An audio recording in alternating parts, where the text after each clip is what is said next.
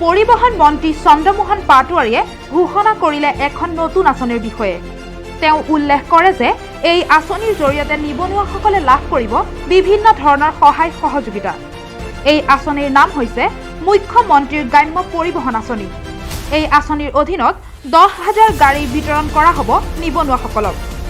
বিশেষকৈ গ্ৰামাঞ্চলত থকা লোকসকলে এই আঁচনিৰ সুবিধা লাভ কৰিব। উল্লেখ্য যে প্ৰতিখন জিলাৰ জিলা পৰিবহণ কাৰ্যালয়ত কৰিব পাৰিব আবেদন।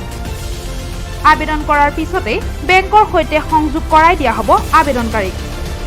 প্ৰতিখন গাঁৱত এখনকৈ বাহন দিয়াৰ লক্ষ্য লৈছে চৰকাৰে।